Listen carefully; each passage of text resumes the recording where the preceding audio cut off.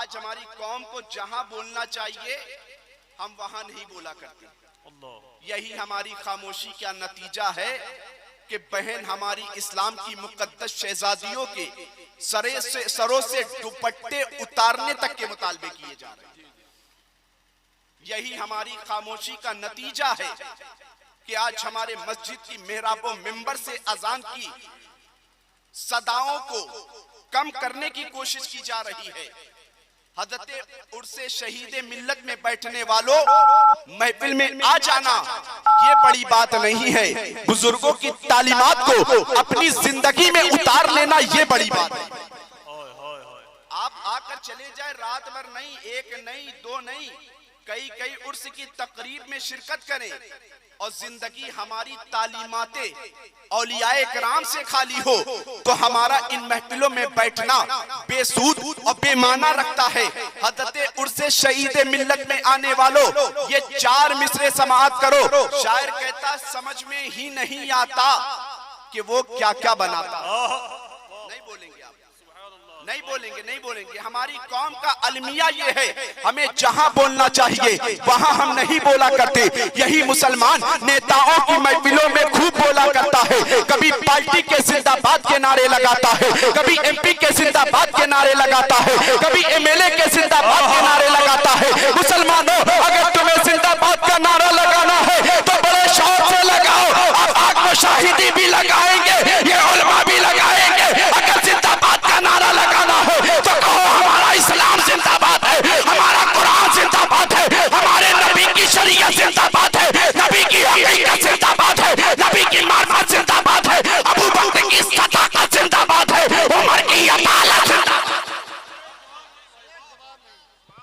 नारे तकबीर, नारे रिसालत, अज़मत मुस्तफा, अज़मत मुस्तफा, नारे तकबीर, नारे रिसालत। अगर तुम्हें जिंदाबाद का नारा लगाना है बड़े शौक से लगाओ। अल्लामा सलीम साहब भी लगाएंगे, ये तमाम तरशोरा भी लगाएंगे और तुम्हारे साथ कहते नजर आएंगे अबू बकर की सदाकत जिंदाबाद है, उमर की अदालत जिंदाबाद है, उस्मान की सखावत जिंदाबाद है, अली की शुजाअत जिंदाबाद है, फातिमा की तहारत जिंदाबाद है, असगर का बड़पना जिंदाबाद है, अब्बास के बाजुल जिंदाबाद है, मौत की खासियत जिंदाबाद है, राजा की खाजगी जिंदाबाद है, निजामुद्दीन की निजामत जिंदाबाद है, अलाउद्दीन का सब्र जिंदाबाद है, आला हज़रत का तक़वा जिंदाबाद है, मुफ्ती आज़म का फतवा जिंदाबाद। नारे तकबीर। आखिरी पहर है, इसमें डट के सुन लीजिए। नारे तकबीर, नारे रिसालत, उर्से मुक़द्दस अल्लामा नादिर हुसैन साहब क़िबला। अरे जम के बोलिए माशाअल्लाह, सुनेंगे। अगर तुम्हें जिंदाबाद ही का नारा लगाना है तो बड़े शौक से लगाओ और कहो कि आला हज़रत का तक़वा जिंदाबाद है, मुफ्ती आज़म का फतवा जिंदाबाद है, ताजुल शरिया के चेहरे की नूरानियत जिंदाबाद है, अनवर अली शाह का आस्ताना जिंदाबाद है, निजामुद्दीन की निजामत जिंदाबाद है, शहीद मिल्लत का आस्ताना जिंदाबाद है। अरे जिंदाबाद जिंदाबाद। थोड़ा ए भाई, थोड़ा सा सपोर्ट करो, थोड़ा सपोर्ट करो माशाअल्लाह। वाह वाह वाह, सुभान अल्लाह, वाह वाह, हो गई तकरीर माशाअल्लाह। शायर कहता है यही पीछे, वाह वाह, सुभान अल्लाह। अगर आपको जिंदाबाद ही का नारा लगाना है तो बड़े शौक से लगाओ और कहो कि हज़रत अवैसे करने की आशिकी जिंदाबाद है। अगर आस्ताना तुमको जिंदाबाद का नारा लगाना है तो बड़े शौक से लगाओ और कहो कि आला हज़रत की नादिया दीवान जिंदाबाद है, आला हज़रत का फतावा जिंदाबाद है, आला हज़रत का इश्क जिंदाबाद है, आला हज़रत की बसीरत जिंदाबाद है, आला हज़रत का कौल जिंदाबाद है, मसलके आला हज़रत जिंदाबाद। अरे जिंदाबाद जिंदाबाद माशाअल्लाह। नारे तकबीर, अल्लाहु अकबर, नारे रिसालत, या रसूल अल्लाह, से शहीद मिल्लत जिंदाबाद। सुभान अल्लाह। वाह वाह, हक है। जो लोग हज़रत शहीद मिल्लत से मोहब्बत करते हैं बहुत अच्छे भाई, वाह वाह, उस आस्ताने को अपनी निगाह में रखें। सुभान अल्लाह, सुभान मैं जब बस्ती की इस सरजमीन पर आया तो इस कमेटी के उन तमाम अहबाब माशाअल्लाह, जुबैर भाई, अबरार भाई और तमाम अहबाब जिनके नामों से मैं वाकिफ नहीं, मुझे सरकार शहीद मिल्लत की आस्ताने पर ले गए। खुदा की कसम, आस्ताने की चौखट पर जो ही कदम रखे उस आस्ताने की खाक को अपनी आंखों का सुरमा बनाया, रूहानी फैजान खुद जारी हो गया। उस आस्ताने को अपनी निगाह में रखे, ये 4 मिसरे समाप्त कर ले, फिर आगे तकरीर करने की कोशिश की जाएगी। शायर कहता है समझ में ही नहीं आता कि वो क्या क्या बनाता है। दीवाना रेत पर फिरदौस का नक्शा बनाता है, दीवाना रेत पर फिरदौस का नक्शा बनाता है। मुकद्दर जगमगाना हो तो इस आस्ताने पर चले आओ, मुकद्दर जगमगाना हो तो इस आस्ताने पर चले आओ। मेरा शहीद मिल्लत मिट्टी को भी सोना बनाना है।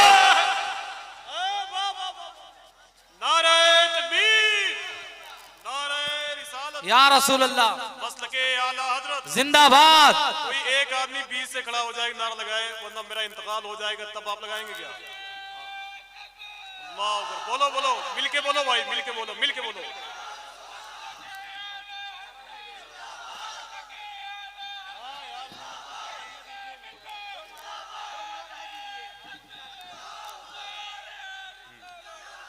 एक चादर लाके चढ़ा दीजिए हजरत के ऊपर, बस मजार बन जाएगा माशाअल्लाह। हाँ, बाकी कहीं जमीन देख लीजिएगा आप लोग। बहुत पहना दिया भाई, सुभान अल्लाह, सुभान अल्लाह, माशाअल्लाह, अल्हम्दुलिल्लाह, वाह, सुभान अल्लाह, सुभान अल्लाह।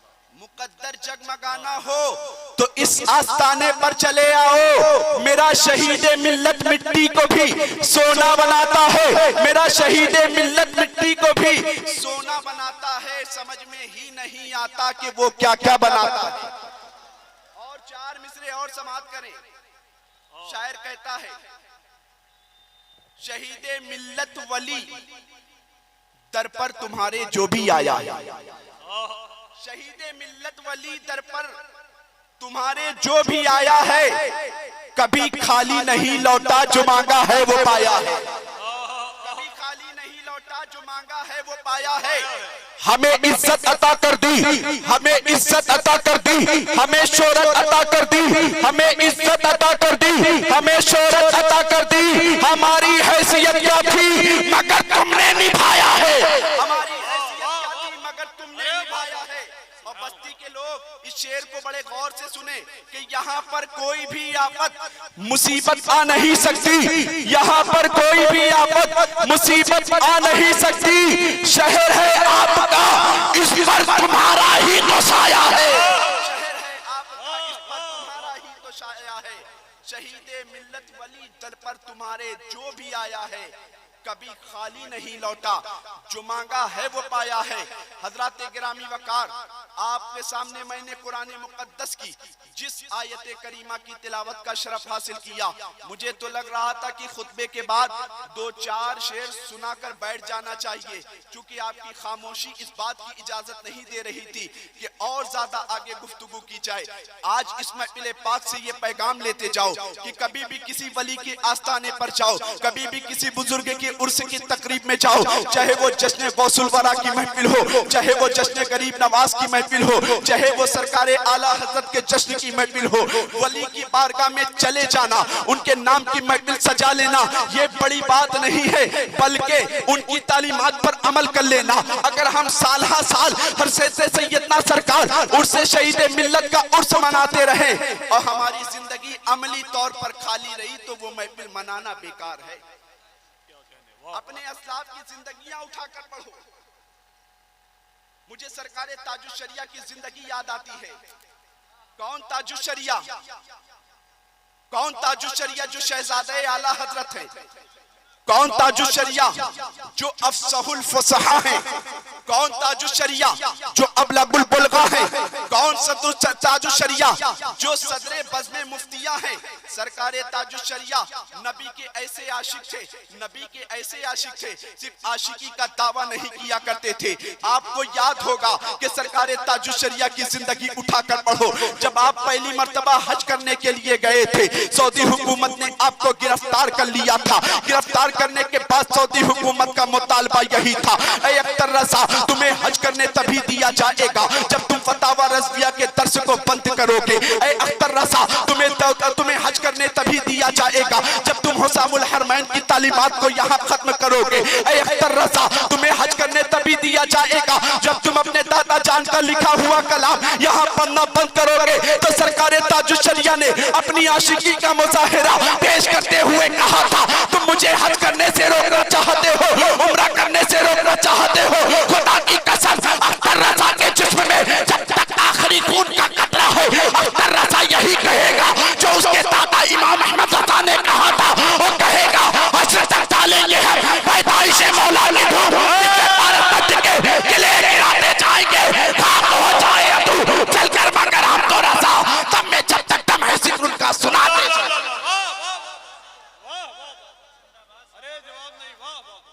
सरकार ताजुश्शरिया से कहा जा रहा है, बहुत अच्छे, वाह वाह। ऐ अख्तर रज़ा, तुम अगर हज करना चाहते हो, अगर तुम उम्रा करना चाहते हो, अगर तुम सफा मरवा की सई करना चाहते हो, मैदान अराफात में अगर तुम दौड़ लगाना चाहते हो, मकाम इब्राहिम पर अगर तुम कुर्बानी देना चाहते हो, तो तुम अपने दादा जान का लिखा हुआ वो शेर नहीं पढ़ोगे जो तुम्हारे दादा जान ने बरेली की टूटी हुई चटाई पर बैठकर अपने नबी की अज़मतों को बयान करते हुए लिखा था और कहा था, या रसूल अल्लाह, ज़मीनो समा तुम्हारे लिए, मकीनो मक्का तुम्हारे लिए, चुनीनो चुना तुम्हारे लिए, बने तो जहां तुम्हारे लिए, दान में सबा तुम्हारे लिए, बदन में है जा तुम्हारे लिए, हम आए यहाँ तुम्हारे लिए, उठे भी वहां तुम्हारे लिए।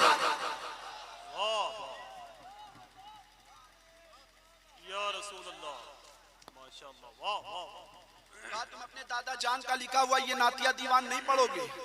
बहुत अच्छे, वाह। सरकार ताजुश्शरिया को रात को 3 बजे सीआईडी अफसरान ने गिरफ्तार करने के बाद, तमाम कार्रवाई पूरी करने के बाद जेल में डाल दिया था। जब जेल में डाला, सरकार ताजुश्शरिया हमारी और आपकी तरह आशिकी का दम नहीं भरा करते थे कि शहीद मिल्लत की आशिकी का दम भी भरे और नमाजों को छोड़ते हुए भी नजर आए, शहीद मिल्लत की आशिकी का दम भी भरे, कुरान की तिलावत साल साल भर न करते हुए नजर आए, शहीद मिल्लत की आशिकी का दम भी भरे, अपने आप को झूठ से भी ना रोक पाए, शहीद मिल्लत की आशिकी का दम भी भरे, हराम और हलाल में तमीज न करते हुए नजर आए, शहीद मिल्लत की आशिकी का दम भरे और तमाम तर खिलाफे शरा रस्म को अपने घर में इजाद करते हुए नजर आए। बल्कि सरकार ताजुश्शरिया नबी के ऐसे शाहिदाई थे, नबी के ऐसे आशिक थे, जब सरकार ताजुश्शरिया को 14 दिन जेल में रखा गया, जेल की सलाखों के पीछे रखा गया, 14 दिन के बाद रिहाई का आर्डर हुआ है, सरकार ताजुश्शरिया की नमाज़े जोहर कज़ा हुई है, तो सरकार ताजुश्शरिया के आशिकों ने देखा कि सरकार अख्तर रज़ा के आंख में आंसू है, पूछा हुजूर आपको जेल की सलाखों के पीछे भेजना क्या सऊदी हुकूमत ने भेजकर आपको डरा दिया जो आपकी आंख में आंसू आ गया? तो ताजुश्शरिया फरमाते हैं, नहीं नहीं, मुझे जिंदगी भर जेल की सलाखों पर, जेल की सलाखों के पीछे नबी की नामूस की खातिर रखा जाए तो अख्तर रज़ा रहने को तैयार है। अख्तर रज़ा के आंख में आंसू इसलिए है कि नमाज़े ज़ोहर कज़ा हो गई। नारे तकबीर, नारे रिसालत, उर्से शहीद मिल्लत, अज़मते हुजूरे सरकारे ताजुश्शरिया। कहा गया सरकार कि आपको जेल की सलाखों के पीछे भेजे जाने के तसव्वुरात ने आपकी आंखों में अश्क ला दिए, तो सरकार ताजुश्शरिया ने फरमाया था, नहीं नहीं, अख्तर रज़ा को नामूसे रिसालत की खातिर, तहफ़्फ़ुज़े रिसालत की खातिर जेल की सलाखों पे 14 दिन क्या, 14 महीने क्या, 14 साल क्या, पूरी जिंदगी अख्तर रज़ा को अगर जेल की सलाखों पे पीछे रखा जाए तो अख्तर रज़ा सब कुछ बर्दाश्त करने को तैयार है। अख्तर रज़ा की आंख में आंसू इसलिए आया है कि अख्तर रज़ा की नमाज़े ज़ोहर कज़ा हो गई है। ऐ सरकार ताजुश्शरिया की दीवानगी का दम भरने वालों, ऐ सरकार आला हज़रत के नाम पर अपनी अकीदत को निछावर करने वालों, देखो हमारे असलाफ की जिंदगियां कैसी रही, कि सरकार ताजुश शरिया को हज भी करने नहीं दिया गया। सऊदी हुकूमत ने सरकार ताजुश शरिया को बगैर सफा मरवा की सई किए, बगैर मैदान अराफात में दौड़ लगाए, बगैर मकाम इब्राहिम पर कुर्बानी किए, बगैर हिंदुस्तान की सरजमीन पर भेज दिया। मगर सरकार ताजुश शरिया के आंख में नबी के इश्क की जौलानी उछल उछल कर नजर आती हुई नजर आती है। सरकार ताजुश शरिया अपने नबी की बारगाह में इस्तिगासा पेश करते हैं, या रसूल अल्लाह, आपकी बारगाह में आने की तमन्ना अख्तर रज़ा जिंदगी भर करता रहा कि मुस्तफा की बारगाह में जाऊंगा, मुस्तफा की कदमों में जाकर मुस्तफा की सुनहरी चालियों को देख देख कर अपने दादा जान का वो लिखा हुआ शेर पढ़ूंगा जो बरेली की टूटी हुई चटाई पर बैठकर लिखा था, और इतना मकबूल वो शेर हुआ था कि पूरे दुनिया में पढ़ा जाने लगा। वो शेर कौन सा था? सरकार ताजुश शरिया के आंख में आंसू आता है, कहते हैं आका, आपके कदमों में रहकर वो शेर पढ़ना चाहता था। मुस्तफा जाने रहमत में लाखों सलाम, शम्ए बज़्म में हिदायत में लाखों सलाम, शहरे यारे इरम ताजदारे हरम, नौबहारे शफाअत पे लाखों सलाम। एक मेरा ही रहमत में दावा नहीं, शाह की सारी उम्मत पे लाखों सलाम। दूरों नज़दीक के सुनने वाले वो गाने लाले करामत पे लाखों सलाम।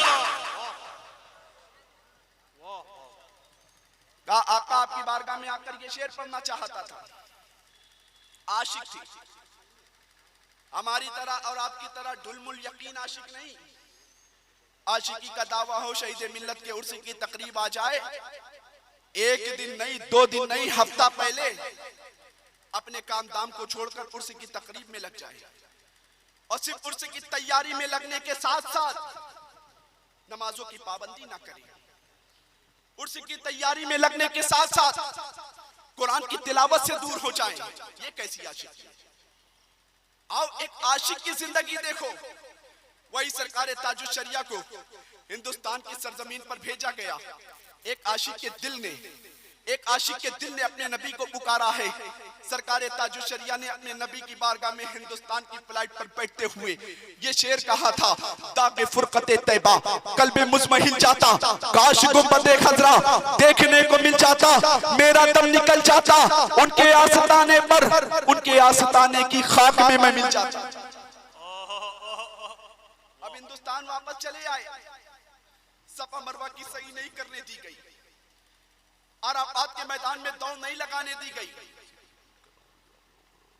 मुज़दलिफा की तरफ जाने नहीं दिया गया, मकाम इब्राहिम पर कुर्बानी भी नहीं देने दी गई। हिंदुस्तान आए सरकार ताजुश शरिया, लोगों ने कहा हुजूर आप कहीं भी सऊदी से आने के बाद कहीं भी जा रहे हैं, अगर आप मध्य प्रदेश की सरजमीन पर जा रहे हैं तो आपकी आंख में आंसू है, अगर छत्तीसगढ़ की सरजमीन पर जा रहे हैं तो आपकी आंख में आंसू है, अगर कर्नाटका की सरजमीन पर जा रहे हैं तो आपकी आंख में आंसू है। हुजूर आप इतना रो क्यों रहे हैं, आपकी आंख से अश्क क्यों इतना जारी हो रहा है? तो सरकार ताजुश शरिया ने फरमाया था कि मैंने नबी की बारगाह में सलाम पढ़ने की इल्तिजा की थी, मैंने नबी की बारगाह में सलाम पढ़ने की तमन्ना अपने दिल में रखी थी, मुस्तफा की बारगाह में मैं सलाम नहीं पढ़ सका। सरकार ताजुश शरिया ने यही शेर कहा था, तागे फुरकते तैबा कल्बे मुज़महिल जाता, काश गुंबदे खजरा देखने को मिल जाता, मेरा दम निकल जाता उनके आस्ताने पर, उनके आस्ताने की खाक में मैं मिल जाता। एक आशिक के दिल की सदा निकली है, और आशिक के दिल की सदा जब निकला करती है तो जाकर डायरेक्ट गुंबदे खजरा से टकराया करती है। एक आशिक के दिल की सदा, तारीख पढ़ो, जब जब किसी आशिक ने नबी को पुकारा है, अगर वो रहने वाला आशिक कर्न की सरजमीन का है, मुस्तफा ने उस आशिक की दीवानगी को देखकर कर्न की सरजमीन पर रहने वाले अवैस को अपना कुर्ब अता कर दिया। आशिक के दिल की सदा निकली है। उन्हीं के दादा जान आला हजरत के जब इश्क ने मुस्तफा की बारगाह में इस्तिगासा पेश किया है कि आका आपकी तारीफ सुनता रहा, आपकी तारीफ पढ़ता रहा, जिस अंदाज में हो सकी आपकी तारीफ करता रहा, कुरान की सूरतों को देखा आपकी तारीफ पढ़ा, कुरान की सूरतों को देखा आपकी तारीफ करता रहा, कुरान में कहीं वद्दुहा देखा है तो आपकी तारीफ पर कलम चला दिया है। कभी वल्लैल देखा है तो आपकी तारीफ पर कलम उठा दिया है। आका अहमद रजा ने जब जब आपकी तारीफ की है, आपने ख्वाब में अहमद रजा को खूब दीदार कराया है। अहमद रजा अब आप जागती हुई निगाह से आपका दीदार करना चाहता है तो तारीफ बताती है। देखने वालों ने देखा है, सरकार आला हज़रत ने तमन्ना जाहिर की है। मुस्तफा ने अपनी कब्र अनवर में रहकर आला हज़रत को जागती हुई निगाहों से दीदार कराया। दीवानगी हो भी तो उस दर्जे की। सरकार ताजुश्शरिया हिंदुस्तान आ गए। लोगों ने पूछा हुजूर रोते क्यों हैं? अगर आपका इश्क सच्चा होगा तो मदीने वाले आका दोबारा आपको अपने कदमों में बुलाएंगे। आप मुस्तफा की बारगाह में जाकर नातिया दीवान भी पढ़ेंगे और नसलातो सलाम का नज़ाना भी पेश करेंगे। वही सऊदी हुकूमत ने जिसने सरकार ताजुश्शरिया को गालिबन 1986 में हज करने से रोका था, वही सऊदी हुकूमत 2013 में सरकार ताजुश्शरिया की बारगाह में सोने के तख्त में एक लिफाफा दावतनामा की शक्ल में भेज कर कहती है, ऐ अख्तर रज़ा, हमारी हुकूमत की सबसे बड़ी गलती थी कि हमने तुझे हज और उम्रा से रोका था।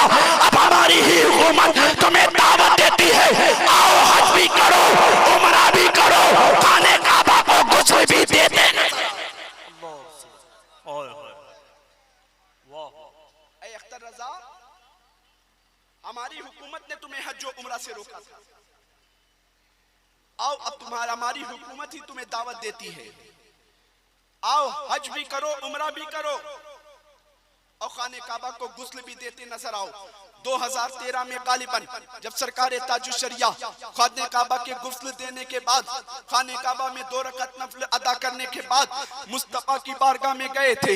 मुस्तफा की बारगाह में जाने से पहले सरकार ताजुश्शरिया ने यही तो कहा था, दागे फुरकते तैबा कल्बे मुज़महिल जाता, काश गुंबदे खज़रा देखने को मिल जाता। और सरकार ताजुश्शरिया का कलाम बदल गया है। मुस्तफा के रोज़े की जानिब लौ लगा कर कहते हैं, ऐ सऊदी हुकूमत को, ऐ मक्का और मदीना को अपने बाप की जागीर समझने वालों, देखो तुम्ही ने हज और उम्रा से रोका था, तुम्ही ने बुलाया है, ये तुम्हारा करम नहीं है, मुस्तफा का करम है कि जहां बानी अता कर दे, बड़ी जल्द कर दे। नबी मुख्तार कुल है, जिसको जो चाहे अता कर दे, जहां में उनकी चलती है वो तब में क्या से क्या कर दे, जमीन को आसमां कर दे, सुरैया को सरारा। नारे तकबीर, नारे रिसालत, नारे रिसालत, कलामे हुजूर ताजुश्शरिया, उर्से शहीद मिल्लत, मुसलमानाने अहले सुन्नत। वाह वाह, बहुत अच्छा। सरकार ताजुश्शरिया ने कहा था कि देखो तुम्ही ने तो हज करने से रोका था, तुम अपनी हुकूमत के नशे में तमाम मुश्किलाने मुस्तफा को पर जुल्म सितम के पहाड़ तोड़ा करते थे। मगर देखो मुस्तफा ने करम फरमाया है, हुकूमत तुम्हारी है, खाने काबा को गुस्ल मैं दे रहा हूँ, हुकूमत तुम्हारी है, सलाम मैं पढ़ रहा हूँ, हुकूमत तुम्हारी है, नबी के रोज़े की जानिब लौ लगाकर नातिया दीवान मैं पढ़ता हुआ नजर आ रहा हूँ। आशिकी ऐसी होनी चाहिए, ये नहीं कि आशिकी का दावा नमाजों से दूर रहे। मैंने जिस आयत करीमा की तिलावत का शरफ हासिल किया, अल्लाह इरशाद फरमाता है, अफला यतदब्बरून अल कुरआन अम अला कुलूबिन अक़फ़ालुहा। जो लोग कुरान से तदब्बुर हासिल नहीं करते, अल्लाह उनके दिलों पर ताले लगा दिया करता है। अल्लाह उनके दिलों पर ताले लगा दिया करता है। जिस कौम के दिलों पर ताले लग जाया करते हैं, उस कौम पर अच्छी बातें असर नहीं करती। जब कौमे मुस्लिम के दिलों पर ताले लग जाया करते हैं, फिर उन्हें नमाजों का लुत्फ नहीं मिला करता। जिस कौम के दिलों पर ताले लग जाया करते हैं, वो कौम हराम और हलाल की तमीज को भूल जाया करती है।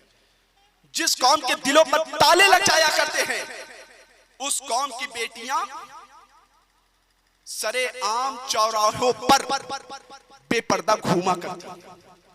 जिस कौम के दिलों पर ताले लग जाया करते हैं, उस कौम के घरों से कुरानी माहौल, दीनी माहौल खत्म हो जाया करता है।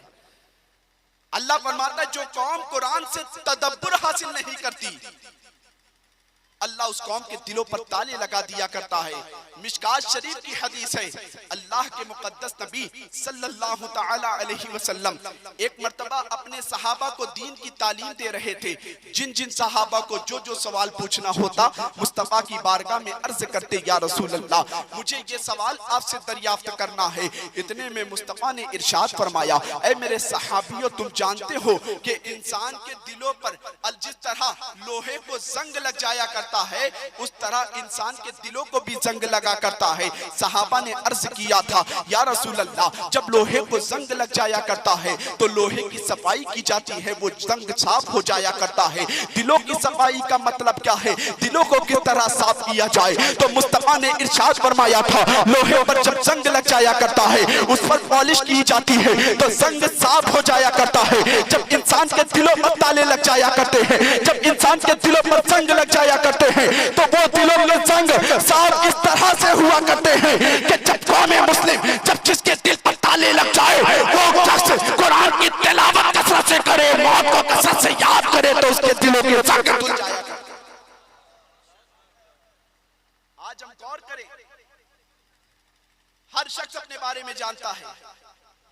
हम अपने नबी से मोहब्बत का दावा खूब बढ़ चढ़ कर किया करते हैं। मुस्तफा की बारगाह में मुस्तफा के नाम पर नारे लगाने की बात आ जाए तो ये खूब मचल मचल कर कहा करते हैं, या रसूल अल्लाह लब्बैक या रसूल अल्लाह, लब्बैक या रसूल अल्लाह। इस नारे का मतलब क्या कभी आपने समझने की कोशिश की? इस नारे का मतलब है लब्बैक या रसूल अल्लाह, या रसूल अल्लाह मैं हाजिर हूं।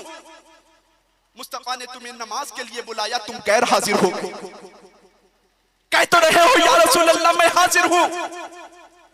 मुस्तफा ने तुम्हें कुरान की तालीम की तरफ बुलाया, तुम गैर हाजिर। मुस्तफा ने तुम्हें झूठ से बचाया, वहां तुम गैर हाजिर। मुस्तफा ने तुम्हें तमाम तर तालीमात पर अमल करने की तलकीन और दावत दी, हर सोबतों को सह मगर तुम वहां गैर हाजिर रहे और दावा इस बात का कर रहे हो कि या रसूल अल्लाह मैं हाजिर हूं। मेरे दोस्तों मुसलमानों, ऐसे हालात हम पर गुजरे, इन तमाम तर हालात को देखने के बाद भी हम अपने आप को बदलने को तैयार ना हुए। आज से 2 साल पहले के हालात का आप जायजा लो तो पता चलेगा कि हमने अपनी बदअमली के सबब, अपनी बदकिरदारी के सबब, अपनी बदअफआली के सबब अपने रब को इतना नाराज किया कि हमारा रब हमसे इतना नाराज हुआ कि आज से 2 साल पहले हम अल्लाह के घर में रहकर अल्लाह की इबादत करना चाहते थे। हमारे रब की नाराजगी थी, उसने मना कर दिया था। हर मौके दे देकर उसने हमें बुलाने की कोशिश की, हम उसके घर के करीब न जा सके, हम उसकी किताब के करीब न जा सके। उसने हम पर नाराज होकर अपने घर के दरवाजे बंद कर दिए। कोरोना में क्या हुआ? दुनिया की हर आइटमी ताकत, दुनिया की हर मेडिकल ताकत दावा करने वाली दावा ही करते रह गई कि हमने इसकी वैक्सीन तैयार कर ली है, हमने इसके डोज को तैयार कर लिया है। मगर हुआ क्या कि कोई डोज आज तक तैयार नहीं हुआ। पूरी दुनिया की तमाम तर ताकतें इस बात का दावा ही सिर्फ करती रह गई, मगर कोरोना की वैक्सीन कोई तैयार ना कर सकी। मैं जब इन बातों को देखता हूं तो मेरे ज़हन में ये बात जरूर आया करती है, अल्लाह की नाराजगी को कोई डोज तैयार नहीं, अल्लाह की नाराजगी से हमें कोई डोज नहीं बचा सकता। अल्लाह की नाराजगी से अगर हमें कोई चीज बचा सकती है तो वो इस्तिग़फ़ार की कसरत है, वो नमाजों की पाबंदी है, वो कुरान की तिलावत है, जो अल्लाह के अज़ाब से हमें बचा सकती है। अल्लाह के अजाब से हमें कोई डोज और वैक्सीन बचा नहीं सकती है। दुनिया में हमने इतने जबरदस्त अल्लाह की नाराजगी देखी, देखने के बाद भी हम अपने आप को बदलने को तैयार नहीं हुए। जबकि आप गौर करो कि आज हमारा हाल क्या है, हम किन राहों पर आ गए हैं कि आज हमने नमाजों से अपने आप को दूर किया, कुरान की तिलावत से अपने आप को दूर किया। आज हमने अपने आप को सिर्फ हराम हलाल में तमीज करने के फर्क को भी हमने बालाए ताक रख दिया है। तो आज हम कैसा दिन देखते हुए नजर आ रहे हैं। अल्लाह, जबकि अल्लाह का वादा है, जो कौम कुरान से तदब्बुर हासिल नहीं करती, जो कौम कुरान से तालीम नहीं हासिल करती, जो कौम कुरान से इल्म नहीं हासिल करती, अल्लाह उसके दिलों पर ताले लगा दिया करता है। मतलब साफ है, हम कुरान से दूर होंगे तो अल्लाह हमें अज़ाब में मुसल्लत कर दे, अल्लाह हम पर अज़ाब मुसल्लत कर देगा। हम कुरानी तालीमात से दूर होंगे, अल्लाह हमें परेशानियों में मुब्तला कर देगा। वरना आप अपने अस्लाफ की जिंदगियां उठाकर देखो, पता चलेगा कि हमारे अस्लाफ के लोग, हमारे अस्लाफ कुरान की तिलावत के कैसे पाबंद थे। आपने एक वक्त के बहुत बड़े वली, वक्त के बहुत बड़े बादशाह हारून रशीद का नाम सुना होगा। इतने बड़े बादशाह, एक अंग्रेज हिस्ट्री लिखने वाले ने लिखा है कि हारून रशीद के पास इतनी बड़ी सल्तनत थी, इतनी बड़ी सल्तनत थी कि जब बादल का कोई हिस्सा, बादल के किसी हिस्से से, किसी जानिब से, किसी सिमत से पानी बरसा करता था तो हारून रशीद बादल के उस टुकड़े को मुखातब करके कहा करते थे, ए बादल के टुकड़े सुन ले, तू जिस जानिब भी गुजरने वाला है, जिस जमीन पर तेरा पानी पड़ने वाला है, वहां मोहम्मद अरबी के गुलाम हारून रशीद की हुकूमत है। इतनी बड़ी सल्तनत का मालिक, मगर नमाजों का कैसा पाबंद। रात की तारीकी में उठकर अल्लाह की बारगाह में आंसू बहाया करता था। रात की तारीकी में उठकर अपने गुनाहों पर नादिम हुआ करता था। आज तो हमसे ये तौफीक भी छिन गई कि हम तमाम तर अल्लाह की नाराजगी करने के बाद भी आज हमारी आंख में अश्को नदामत के एक भी आंसू नहीं आते हैं। गुनाहों पर हम इतने ठीक हो चुके हैं, हर गुनाह करते जा रहे हैं, मगर गुनाह करने के बाद भी आज हमारी आंख में शर्म और नदामत के एक भी आंसू नहीं आते हैं। हारून रशीद कितने बड़े वक्त के बादशाह। आपकी एक अहलिया थी जिनका नाम जुबैदा बीवी था। जुबैदा बीवी, बैठ जाओ भैया, ये बैठ जाओ 2-4 मिनट। जुबैदा बीवी जिन्होंने अपने जेब की खर्च से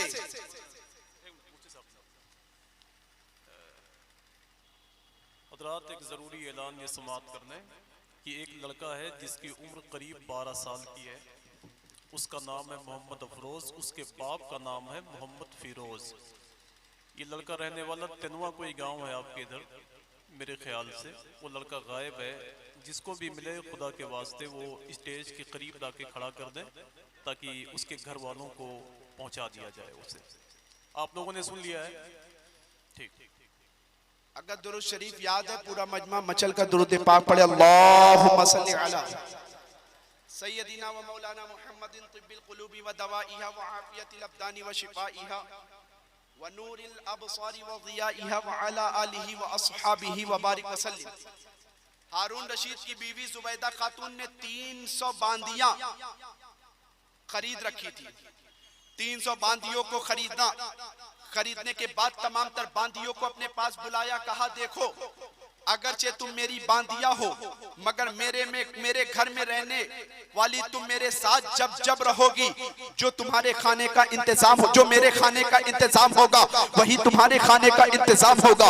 जो कपड़ा मैं पहनूंगी वही कपड़ा तुम्हें भी पहनाऊंगी। तमाम तर बांदियों ने कहा, ए जुबैदा खातून ये तो बता, ए मेरी मलका ये तो बता, हम लोगों को जो तुमने खरीद रखा है 300 बांदियों को, सबके सब हाफिज़े कुरान, तुमने खरीदने से पहले एक शर्त लगाई थी, जितनी बांदियां बिकने के लिए तैयार हो सबके सब हाफिज़े कुरान हो। आखिर हाफिज़े कुरान बांदियां लगाने की शर्त कैद लगाने की जरूरत तुम्हें क्यों पड़ी? तो जुबैदा बीवी हारून रशीद की बीवी कहती है कि ए मेरी बांदियों सुनो कि मैं तो कुरान की तिलावत, कुरान की हाफिज़ा होने की कैद इस वजह से लगाई है कि मैं हर वक्त कुरान की तिलावत करती हूँ, नमाज़े ज़ोहर अदा करती हूँ, कुरान की तिलावत में लग जाती हूँ, असर की नमाज पढ़ती हूँ, कुरान की तिलावत में लग जाती हूँ, मैं चाहती हूँ कि तुम सब बांदियों की ये जिम्मेदारी होगी, तुम अपने वक्त को फिक्स कर लोगी। मैं जब तक चाहती हूँ कि मेरी जिंदगी में जितनी भी सांसें बाकी रहे, कोई ऐसा लम्हा मेरी जिंदगी का ना गुजरने पाए जिन लम्हात में मेरे घर में कुरान की तिलावत ना हो। 300 बांदियों को सिर्फ इसीलिए खरीद रखा था, और जितनी थी सब हाफिज़े कुरान। कहा क्या कि मैंने तुम्हें खरीदा इसीलिए है कि तुम सबकी ये जिम्मेदारी होगी कि मैं नमाज़े ज़ोहर के बाद, नमाज़े असर के बाद, नमाज़े मगरिब के बाद, नमाज़े फजर के बाद, नमाज़े इशा के बाद, नमाज़े तहज्जुद के बाद और दीगर औकात में जब जब मुझे वक्त मिला करता है तो मैं नमाज के बाद कुरान की तिलावत करती हूँ। तुम सबकी जिम्मेदारी होगी, मेरे घर में 15 से 20 मिनट तुम कुरान की तिलावत करोगी, 15 से 20 मिनट तुम कुरान की तिलावत करोगी, 15 से 20 मिनट तुम कुरान की तिलावत करोगी। इसी तरह मेरी जिंदगी का जो भी लम्हा मेरे घर में गुजरेगा, मैं चाहती हूँ कि उन लम्हात में तुम मेरे घर में कुरान की तिलावत करती हुई। मगर आज हम अपने घरों का जायजा लेते हैं तो पता चलता है आज हमारे घरों से कुरान को इस तरह वर्कों में, इस तरह जुज़दान में लपेट करके ताकों की जीनत बना दी गई है कि खोलने की तौफीक नहीं हो रही है। अल्लाह के मुकद्दस नबी की हदीस पाक पढ़ो, मिशकात शरीफ की, तिरमिजी शरीफ की हदीस पाक है।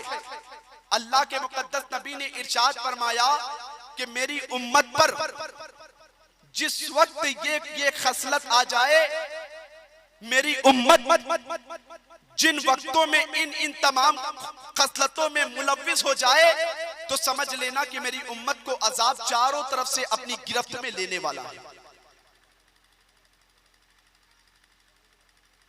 आका ने फरमाया मेरी उम्मत पर ये खसलतें जब आ जाए, एक ही हदीस पाक में अल्लाह के मुकद्दस नबी ने सल्लल्लाहु ताला अलैहि वसल्लम ने 15 कयामत की निशानी बयान फरमाई थी और फरमाया था कि मेरी उम्मत में ये खसलतें आ जाए तो समझ लेना मेरी उम्मत चारों तरफ से परेशानी में मुब्तला होने वाली है।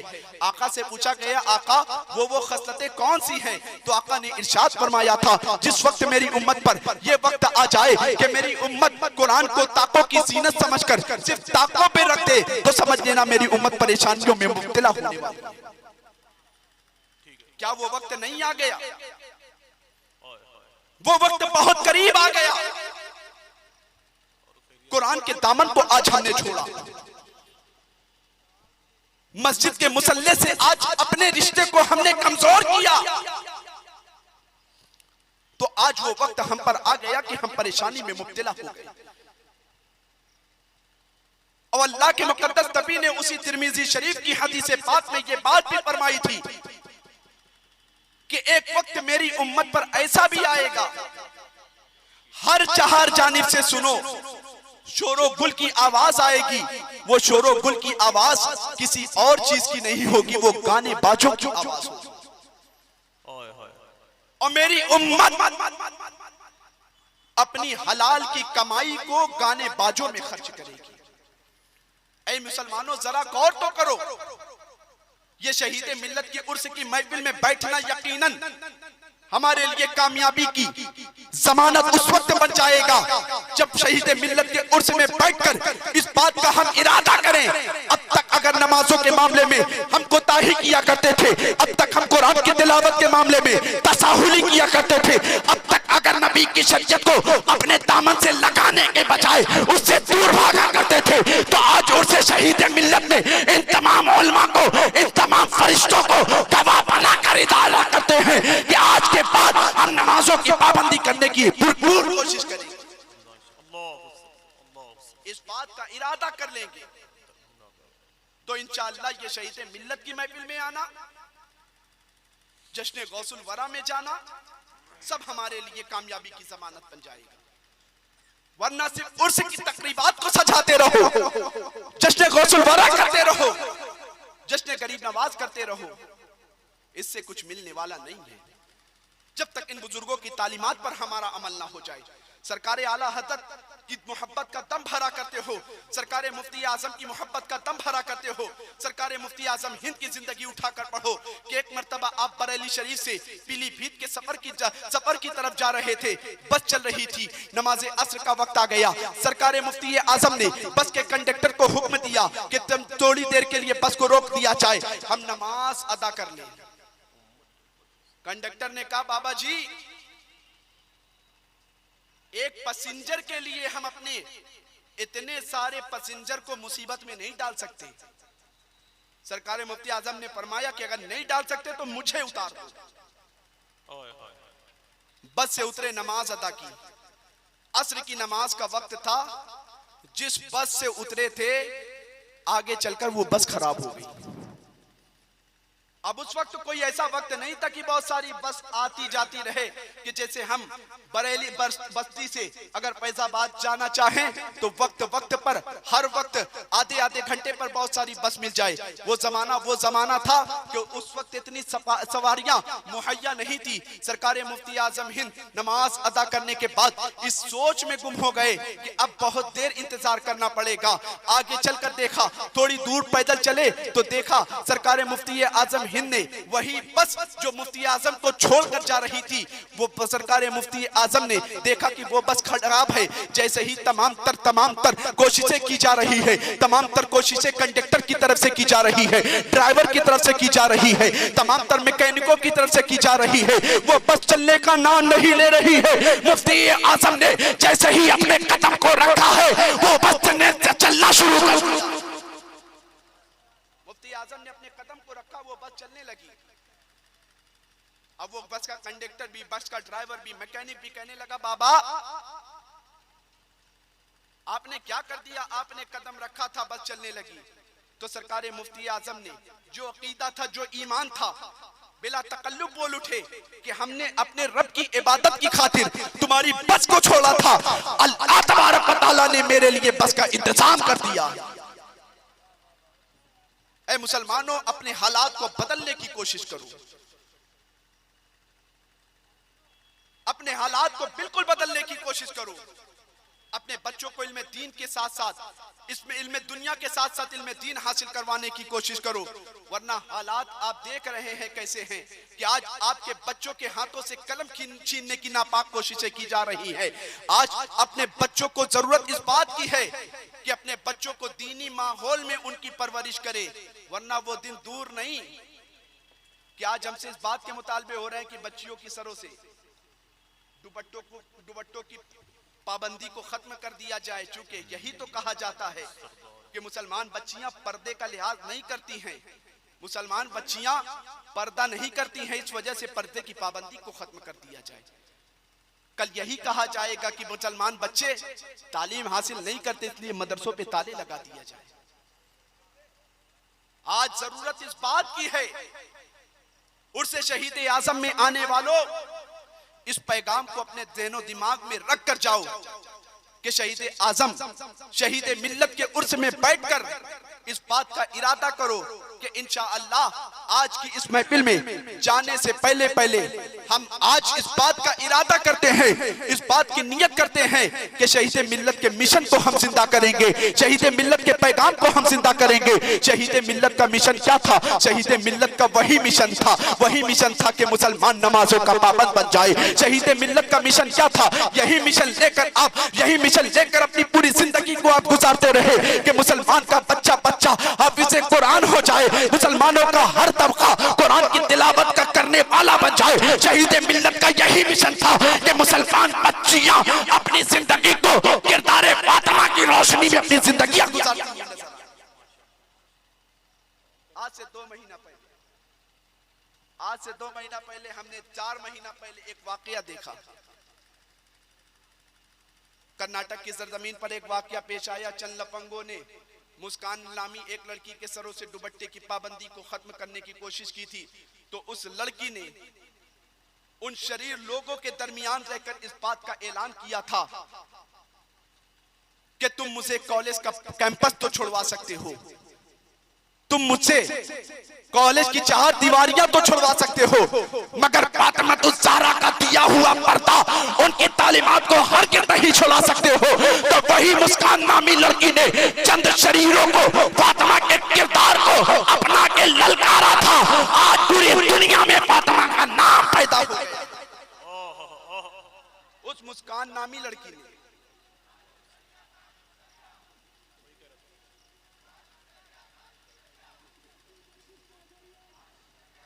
हजरत गिरामी वकार, आप उर्से शहीद मिल्लत में तशरीफ लाए हैं। एक अजीम मुफक्किर, एक अजीम खतीब की आमद होने वाली है। अल्लाह ताला की बारगाह में दुआ है कि अल्लाह ताला हम सबको तालीमात शहीद मिल्लत को अपनी जिंदगी में उतारने की तौफीक अता फरमाए। अल्लाह तबारक व तआला इस महफिल पाक को हम सब के लिए ज़रिए निजात बनाए। समझ में ही नहीं आता कि वो क्या क्या बनाता है। दीवाना रेत पर फिरदौस का नक्शा बनाता है। मुकद्दर जगमगाना हो तो इस महफिल में चले आओ। मेरा शहीद मिल्लत मिट्टी को भी सोना बनाता है। अस्तगफिरुल्लाह रब्बी मिन कुल्लि ज़ंबि व अतूबु इलैहि। ला इलाहा इल्लल्लाहु मुहम्मदुर रसूलुल्लाह सल्लल्लाहु अलैहि वसल्लम।